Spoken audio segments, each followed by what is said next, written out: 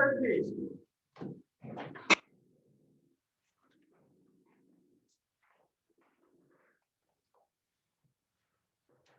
원자와 전기가. 화학 안 하는 애들이 많아서 다 설명해줘야 되나? 여기 이제 원자 모형의 발견인데 톰슨 원자 모형이 있고 러더퍼드 원자 모형이 있고 보어 원자 모형이 있고 그렇죠? 보통 이제 원자는 처음에 돌턴이 제안을 했고 원자 안에는 마이너스 전하를 띠는 입자가 들어있다. 플러스 전하를 띠는 공에 마이너스 전하를 띠는 입자가 박혀있다. 이게 톰슨 모형이고 그리고 이제 플러스 전하를 띠는 건 중심에 모여있다. 원자 핵이 있는 모형이 러더퍼드 모형으로 발전을 하게 되고 커지지 원자가 커지면 안 되는데 러더퍼드 그리다 보니 커진 거야. 원자가 커지진 않아요. 그리고 이제 보호 모형은 중심에 핵이 있고 전자들이 특정한 궤도만을 따라간다는 거예요. 이제 보통 통합과학 때 보던 모형이 보호 모형. 근데 그 중에서 이 세 가지가 소개가 되고 있는 거예요. 돌턴 모형은 그냥 원자를 처음에 제안해서 내부 구조는 딱히 없는 거예요. 자, 원자를 구성하고 있는 입자들을 하나씩 발견하면서 원자가 모형이 발전을 해나가게 되는데 전자는 톰슨이 찾았어요. 거기서 음극선이라고 하는 음극선 실험에 대한 해석이다라고 얘기를 하죠. 음극선이라는 건 거의 진공에 가까운 유리관의 금속판으로 전극을 이렇게 만들어주고 높은 전압을 가해주면 전원장치에서 마이너스에서 플러스 쪽으로 이렇게 빛 같은 게 흐르게 되거든. 그 빛이 아니라 사실은 마이너스 전하를 띠는 입자였다라는 걸 증명을 한 게 톰슨이야. 거기 보면 어떻게 그 입자라는 걸 설명을 했냐면 일단 전기력이나 자기력을 걸어주게 되었을 때 이 빛이 휜단 말이야. 진짜 빛이 휜 리가 없는데 마이너스 전하를 띠고 있기 때문에 특히 그 자기장 말고 전기장 보면 플러스를 걸어준 쪽으로 이렇게 휘게 된단 말이에요. 아, 이게 마이너스 전하를 띠는 입자들로 구성이 되어 있구나 라고 되어 있고 화학체계는 있는데 물리체계는 없는데 바람개비를 설치하면은 바람개비가 돈단 말이에요. 이게 빛이면 바람개비가 돌 수가 없어. 이 바람개비가 돈다는 건 질량을 가진 입자다라는 뜻이에요. 근데 이건 뭐 읽어보면 되는 거라서 그렇게 어렵진 않습니다. 그 전자 한 개의 전하량 가끔 주관식으로 내기도 하니까 물리에서는 1.6 곱하기 10의 마이너스 19순 쿨롱이에요. 전자 한 개의 전하량은 1.6 곱하기 10의 마이너스 19순 쿨롱. 정확히는 마이너스니까 마이너스 1.6 곱하기 10의 마이너스 19순 쿨롱이죠. 그리고 원자핵은 알파 입자 산란 실험이라는 걸 하게 되는데 밑에 이제 실험 장치가 간단하게 나와 있죠. 스크린을 설치하고 여기다 금박을 둔 다음에 알파 입자라는 건 일종의 방사선입니다. 방사선. 핵 분열을 할 수 있는 방사성 동위원소를 넣어놓고 여기 조그만 구멍을 뚫으면 알파 입자가 튀어나가게 되는데 이 알파 입자가 이 금박에 쏘았을 때 다 뚫고 지나갈 거라 생각했는데 뚫고 지나가서 여기가 반짝반짝 빛이 나기도 하는데 말도 안 되는데도 빛이 나거든. 말도 안 되는데 이런데 빛이 나는 걸 보고 아 이게 알파선이 지나가다가 어딘가에 부딪히면 팍 꺾이거나 팍 튕겨나올 수 있는 그런 구조를 띠고 있다는 걸 알게 돼요. 그래서 원자의 대부분의 질량은 가운데 이게 딱 모여 있어갖고 여기에 걸리면 이제 팍 꺾이는 거고 여기에 걸리지 않으면 거의 통과를 하는 이런 구조를 띈다라는 게 러더퍼드의 제안입니다. 여기 뭐 크게 어려운 내용 없어서 그냥 말로 간단하게 하고 갈게요. 화학보다도 나오는 게 없어서. 그러니까 139페이지에 보면 이제 전기력, 보호 모형은 뒤에 조금 더 나오게 될 거야. 보호 모형 하기 전에 이제 전기력 나오는데 전기력이 거의 킬러, 준킬러 문제가 나오죠. 여기 어려운 문제가 꽤 나오거든. 이론은 굉장히 간단해. 근데 이게 계산을 하기 때문에 어려운 문제를 낼 수가 있거든. 전기력은 전하를 띤 입자 사이에 작용하는 힘이에요. 중학교 때부터 배우잖아. 플러스랑 마이너스 전하를 띤 입자는 서로 끌어당기고 같은 전하를 띤 입자끼리는 서로 밀어낸다. 이런 거 배우잖아. 그치? 기억나? 재현아? 그 전하를 띤 물체나 입자 사이에 작용하는 힘을 전기력 혹은 쿨롱의 힘이라고 해. 전기력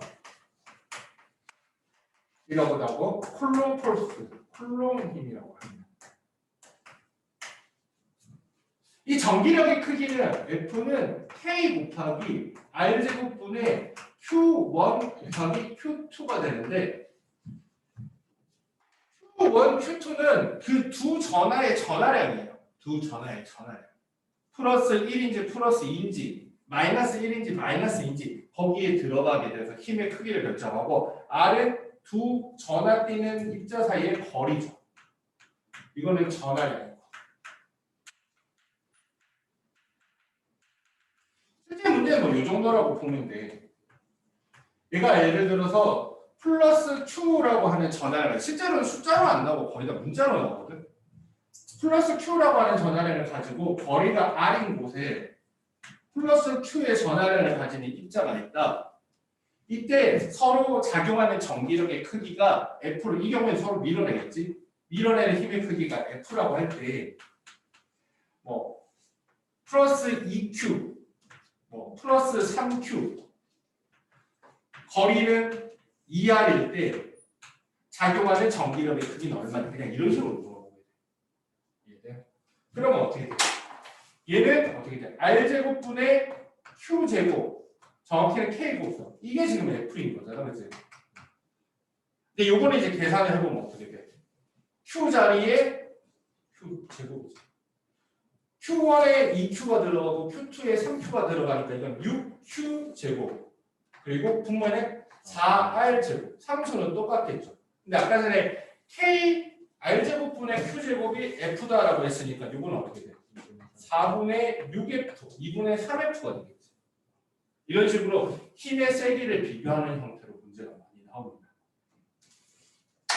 근데 공식은 이게 단데 이게 응용해갖고 문제 내기가 되게 좋거든.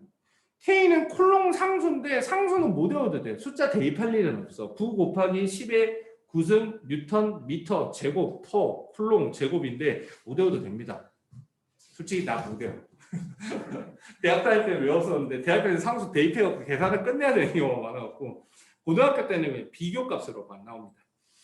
자, 그 장치는 시험에 한 번씩 나오니까 봐야 돼. 바로 밑에 있는 거예요. 그 비틀림 저울이라고 하는 거거든요. 비틀림 저울.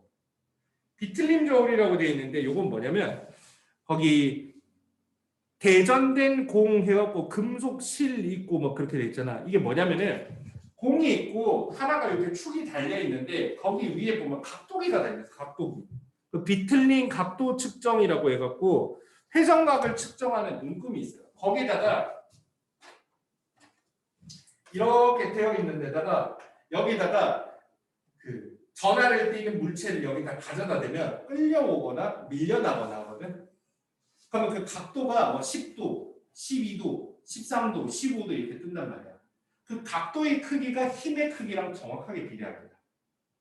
무슨 얘기인지 알겠어요? 그러니까 만약에 이게 10도 틀어졌다면 얘는 어떻게 돼? 2분의 3의 풀이가 몇 도 틀어져야 돼? 그치, 15도 이렇게 가는 거야. 이해됐어? 어떤 식으로 보는 건지? 그러니까 디틀림 저울에서 각도는 힘의 크기, 전기력의 크기랑 정비례하는 거야. 정비례. 그것만 알고 있어요. 갑자기 이게 전기력이 원자핵이 나오다가 뜬금없이 전기력이 나오는 이유는 이 원자 안에서부터 이제 물질을 구성하는 가장 기본적인 힘 중에 하나다라는 얘기를 하고 싶은 거야. 원자에는 플러스 전하를 띠는 입자가 있고 마이너스 전하를 띠는 입자가 있는데 얘네들이 서로 끌어당기고 있으므로 원자가 유지가 된다 이거지. 서로 끌어당기지 않으면은 튕겨서 날아갈 수도 있으니까. 그래서 원자에 속박된 전자라고 되어 있는 게 무슨 얘기를 하고 싶은 거냐면 이 전기력이라고 하는 힘이 있어서 원자가 유지가 된다라는 얘기를 하고 있는 거죠. 그래서 원자의 구조가 유지된다. 그러니까 이런 말 잘 나와. 원자를 유지하는 힘은 전기력이다. 그럼 맞는 말이야. 네, 다시요.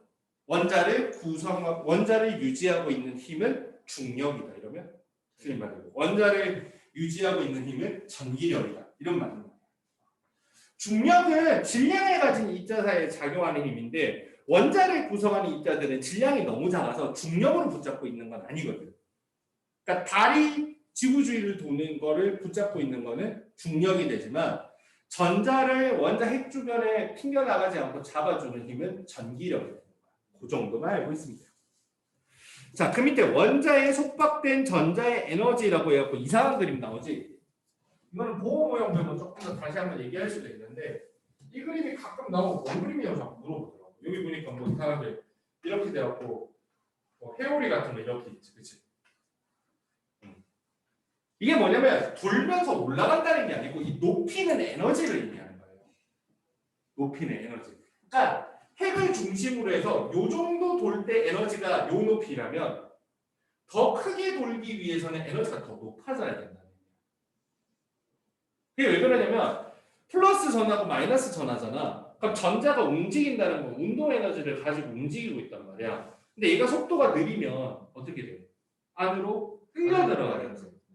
그래서 작게 돌게 될 때는 속도가 느리고 에너지가 적은 거야. 근데 더 크게 돌 때는 속도가 빠르고 에너지가 높다라는 뜻이거든. 전자가 에너지 상태가 높으면 높을수록 핵으로부터 더 멀리서 크게 돌게 된다는 거야. 실제로 이렇게 돌면서 올라간다는 뜻이 아니고 더 궤도가 커지기 위해서는 에너지가 더 높아져야 된다는 거를 높낮이로 표시를 한 거예요. 실제로 돌면서 올라가는 게 아니에요. 무슨 얘기인지 알겠어요? 궤도가 커질수록 역학적 에너지가 더 커야 한다라는 거야. 원자 핵으로부터 무한히 먼 곳에 정지되어 있는 전자의 역학적 에너지를 0으로 하면 원자에 속박되어 있는 전자의 역학적 에너지는 0보다 작다. 이건 무슨 얘기냐면 화학에서 보호 모형 배운 사람은 알게 돼. 무한대 번째 껍질에 있을 때 에너지는 0이다라고 하잖아. 그 기중치를 제일 바닥을 0으로 보통 안 잡고 완전 자유로울 때 에너지를 0으로 잡고 0으로부터 낮아지면 낮아질수록 핵의 속박이 돼가지고 궤도가 줄어든다. 이런 식으로 해석을 하기도 해. 근데 그거는 상대값이라서 실제로 마이너스 에너지를 가진다라는 건 아니야. 그냥 전자가 니네 이것만 알고 있습니다. 핵에서 가장 가까운 궤도를 돌 때가 가장 낮은 에너지 상태. 에너지가 높아지다 보면 결국 어떻게 돼? 속박을 풀고 탈출. 그럼 그게 자유전자가 되는 거야. 끝이야? 다 했어. 허무하지. 근데 여기 문제를 보면 어려워. 수능 특강이나 여기 기출 문제를 보면 여기가 문제가 상당히 어렵거든. 문제를 한번 볼까요? 가장 대표적인 예가 거기 144페이지에 보면 12번, 13번, 14번. 13번, 14번 같은 문제. 쌤 저번에 풀렸어요. 응? 정원이랑 저기 풀렸지 않아? 너랑 나 풀렸지 않아? 그냥 너무 나무 풀었나? 그때 처음 앞에 제일 처음에 그거부터 하자 그래요. 그때 해가지고 한 번 더 하면 되지. 예를 들어 13번 문제 같으면 이런 건 어떻게 하냐면 아까 전에 두 입자 간에 이러면 뭐 저게 뭐가 어렵나 싶을 수도 있고 뭐 이것만 봐도 어렵다 느낄 수 있는데 실제로 시험에서는 훨씬 더 복잡하게 나오는 거야. 여기 보니까 A, B, C가 이렇게 있는데 얘는 마이너스 Q의 전하량을 가지고 있고 얘는 플러스 2Q, 그죠? 얘는 플러스 Q의 전하량을 가지고 있어. 그래놓고 뭐라고 했어? A, B, C가 받는 전기력의 크기를 계산하세요라고 했는데 A가 받는 전기력이랑 B가 받는 전기력을 만약에 계산하세요 했을 때 만약에 얘가 없으면 그냥 아까 전에 이 공식 하나 이용해서 끝인 거야. 계산할 필요도 없어. A가 받는 전기력의 크기랑 B가 받는 전기력의 크기는 같아요. 왜? 작용, 반작용. 힘이라는 건 서로 간에 작용하는 거니까 작용하는 힘의 크기는 똑같은 거야. 여기 거리가 R이라면 두 사이에 작용하는 힘은 R제곱분의 2Q제곱이 되는 거야. 대입을 할 때 마이너스는 대입하지 않아요. 그냥 전하는 크기만 대입하면 돼. 다만 이제 둘이 부호가 다르면 힘이 작용하는 방향이 이제 끌어당기는 방향이냐 밀어내는 방향이냐 이게 중요한 거야. 근데 이게 입자가 이제 두 개가 아니고 세 개가 되면 뭘 고려해 줘야 되냐면 둘 사이에 작용하는 힘도 있고 이 둘 사이에 작용하는 힘도 있고 이렇게 작용하는 힘도 있단 말이야. 이걸 처음 해보면 되게 당황스럽거든. 이 세 개를 다 따로 계산해 원래는. 근데 눈썰미 좋은 친구들은 대충 뭐가 크겠는데 할 수는 있지만 실제로 시험에서는 계속 비교만 하는 게 아니고 몇 대 몇인지도 하니까 계산하는 방법 정도는 알고 있어야 돼요. 헷갈리지 않게 A, B 사이에 먼저 하고 B, C 사이에 하고 A, C 사이에 하고 이렇게 따로따로 해야 돼. 한꺼번에 하려면 절대 안 돼. 아까 A, B 사이에 작용하는 힘의 크기는 아까 얼마였어? R제곱분의 EQ제곱의 크기로 A하고 B는 서로 당기는 거야. A, B 사이에 작용하는 힘을 제가 노란색으로 표시를 하는 거야. 제곱이요. EQ제곱인데 내가 밑에다 둔 거야. 그리고 B하고 C 사이는 이제 주황색으로 하면 B하고 C 사이는 어떻게 돼? 이제 밀어내는 힘이지. 밀어내는 힘이 얼마만큼 작용하냐면 여기는 R이니까 R제곱분의 EQ제곱 이렇게 되는 거고. 그 다음에 A하고 C 사이에 작용하는 힘은 거리가. 둘은 당기겠네요. A하고 C 사이에 작용하는 힘은 2R의 제곱이니까 4R제곱분의 Q제곱 이렇게 됩니다. 그럼 문제에서 이제 A에 작용하는 힘은 뭐냐라고 하면 A에 작용하는 힘은 B가 A를 끌어당기는 힘이 있고 C가 A를 끌어당기는 힘이 있는 거야. 이해돼? 무슨 말인지?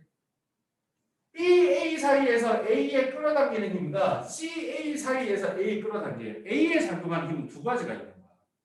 그래서 A에 작용하는 힘은 요거랑 요거를 더해야 되는 거지. 그럼 어떻게 돼? 4R 제곱분의 9Q 제곱 이렇게 되는 거죠. 원래는 K를 써야 되는데 귀찮으면 안 써도 돼. 익숙해지면 RQ도 안 써도 돼. 보통 문자로 다 나옵니다.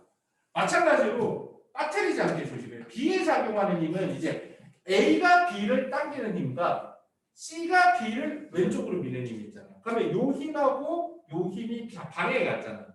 뒤도 이제 두 힘을 더해야 되는 거야.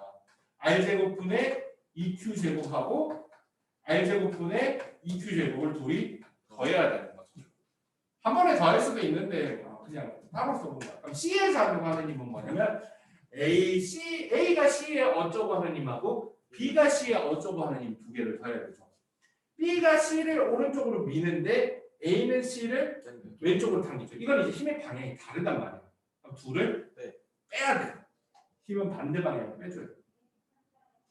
근데 이제 큰 거에서 작은 걸 빼면 되지. 뭐가 크냐? 요게 크지. 그러니까 C는 오른쪽 방향으로 작용하는 거고 R제곱분의 EQ제곱에서 4R제곱분의 Q제곱을 빼줘야 되는 거야. 이거 계산한 걸 비교를 해야 돼. 이 정도가 제일 쉬운 문제. 은근히 문제가 어렵단 말이야. 실력 문제들. 그래서 수능 특강하고 문제 풀어보도록 해요. 완자체계는 정기력 문제가 너무 심플하게 나와 있어가지고 실제로 이거보다 조금 더 어렵게 나옵니다. 뒤에는 좀 어려운 문제 있나? 정기력 문제?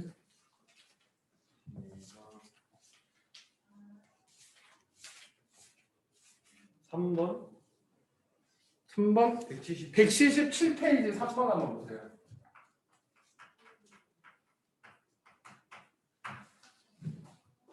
최소한 이 정도는 시험에 나올 텐데 어렵네? 한번 같이 보세요. 약간 수능 출근 수능 스타일이긴 해. 전화도 안 나 있고 막 그렇게 돼요. 니네 문제 읽어보고 할 수 있는 시간 정도 주.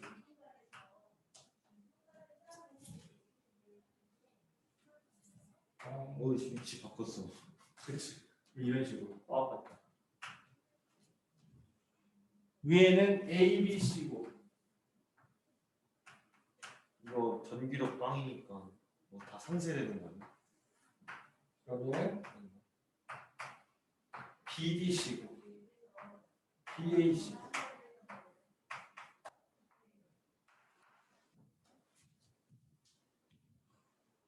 그리고 C는 플러스 전화라고 얘기를 해놨고.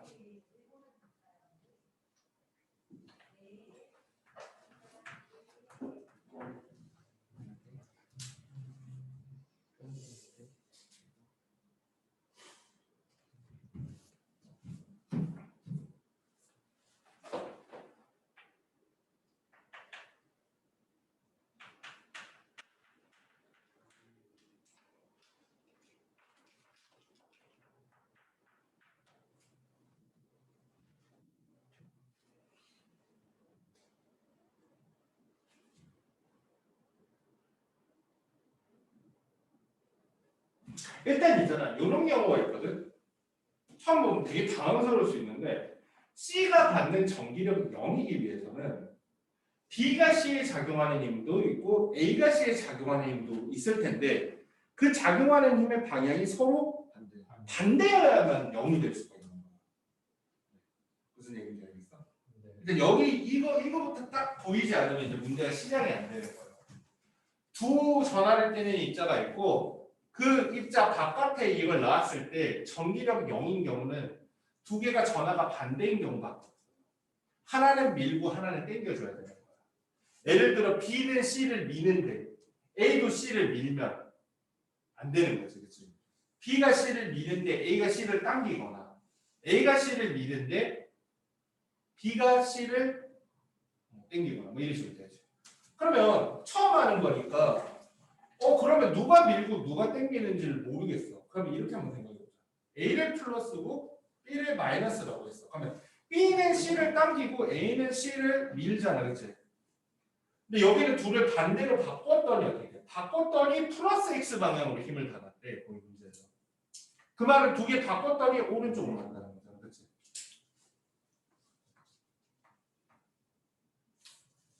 내가 처음부터 잘 찍었네.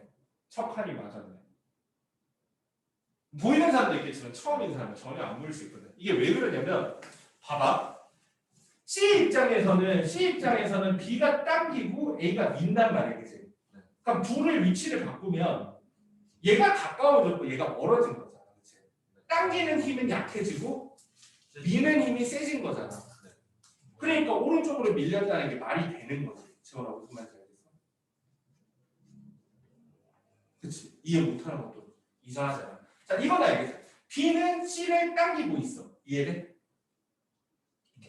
그렇지. B는 C를 당기고 있어. B에 의해서 C는 왼쪽으로 가고 있어. 우진아. A는 C를 밀고 있어. 그러면 제곱 비율이 2배가 안 나와. 이해됐어? 네. 그렇지. 자, 막 숫자 따지지 말고 이것만 봐. 나 그냥 플러스 마이너스로 랜덤으로 찍은 거야. 두 개가 반대여야 된다는 건 이해됐어, 재원아? 그래서 그냥 아무 때나 플러스 마이너스 하든지 마이너스 플러스 하든지 내가 해본 거야. 이게 몇 번 해보면 보이거든. 그래서 이렇게 해놓고 와서 봤더니 일단 B가 C를 당겨 왼쪽으로, 그지? A는 C를 밀어 오른쪽으로. 두 힘이 균형을 맞춰서 힘이 0이 되는 거야, 그지? 근데 B를 A 위치로 당겼다라는 건 아까 말했잖아. 거리의 제곱에 반비례하니까 멀어지면 힘은 세지는 거야, 약해지는 거야. 멀어지면 힘은 어떻게 돼? 멀어진다는 건 알이 커지는 거야. 멀어질수록 힘은 약해져. 어렵게 생각하지 마. 자석이 가까이 있을 때 생겼던 게 멀리 있을 때 생겼던 게. 그렇지. 똑같은 거야. 자기력하고 전기력은 똑같거든. 그러면은 얘를 B를 이쪽으로 당기면 C 한 데서 멀어졌잖아. 아까보다는. 그럼 당기는 힘은 아까 전보다 약해졌겠지. B는 C를 당기니까 왼쪽으로. 근데 A는 더 가까이 뒀어. 그럼 오른쪽으로 밀어버린 힘은 어떻게 돼요? 더 세졌겠지.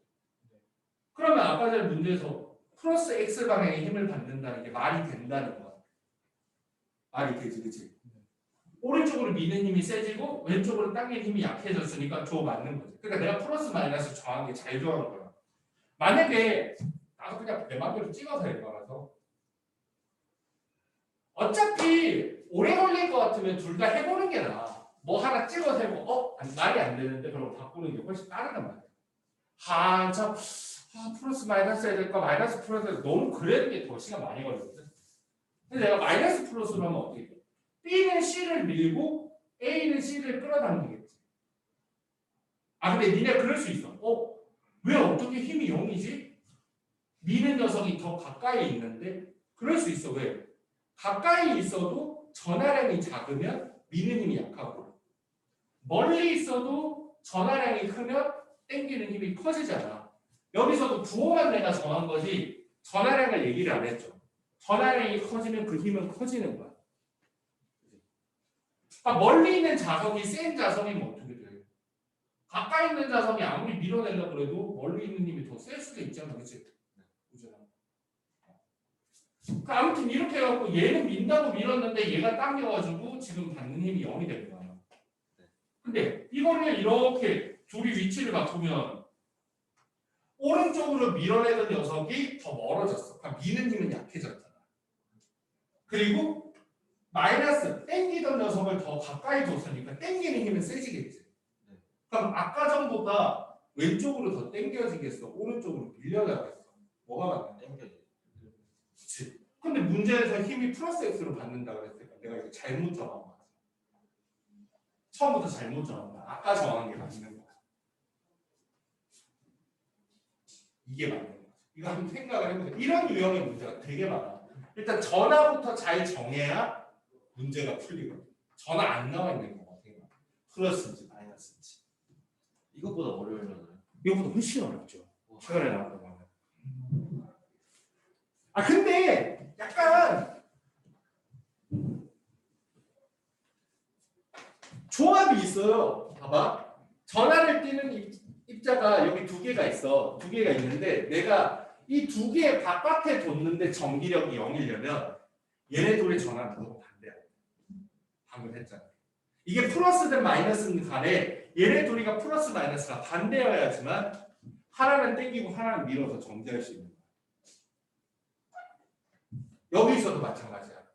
하나는 땡겨주고 하나는 밀어줘야지 전기력을 0일 수 있는 거야. 근데 가운데에 둔 게 전기력이 0이려면 어떻게 돼야 돼? 얘가 밀었으면 얘도 밀어야지 0이 될 수 있는 거야.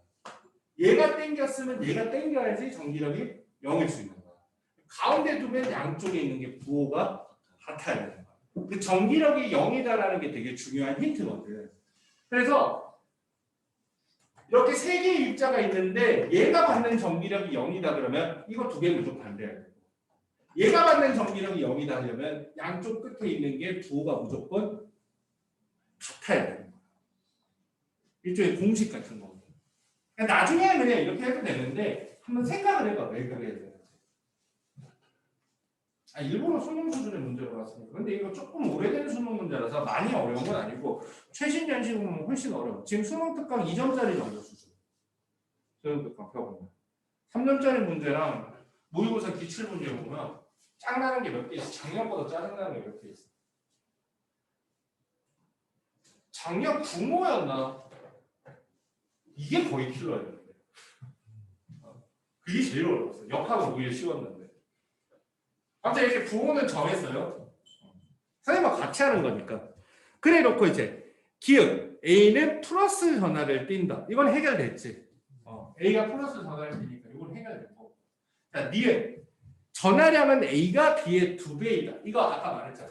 자, 얘랑 있을 때 예를 들어 C의 전화량이랑 자, B가 C를 당길 거고 A가 C를 밀 거란 말이지. 근데 그 힘이 같아야 돼.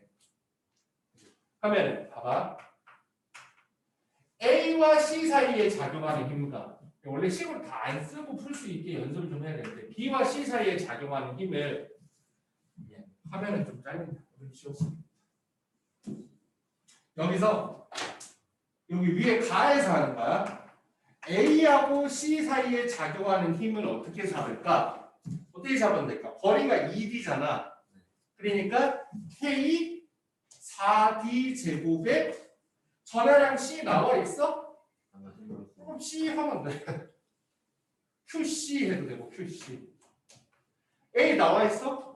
그러니까 전화의 크기는 안 나와서 우리 부호만 나온 거지. 그럼 이거는 QA, QC 이렇게 되는 거야.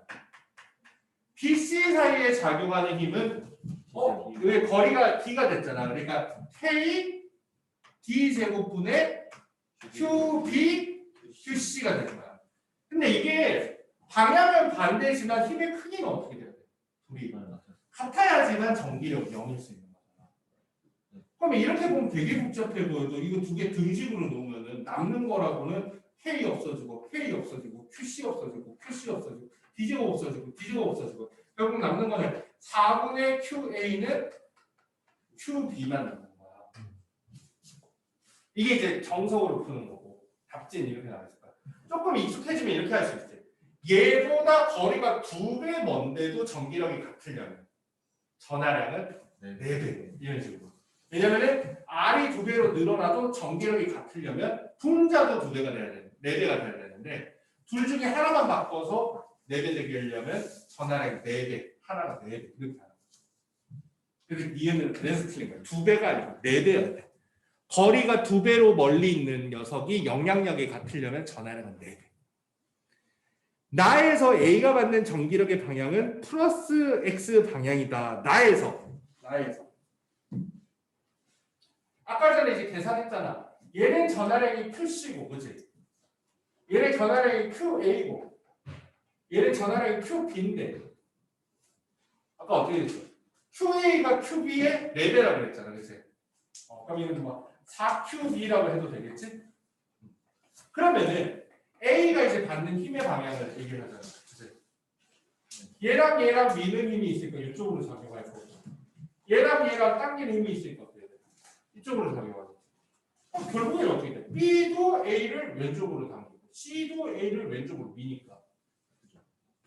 얘는 밀고 얘는 당기는데 방향은 우연히 같은 거지, 그치?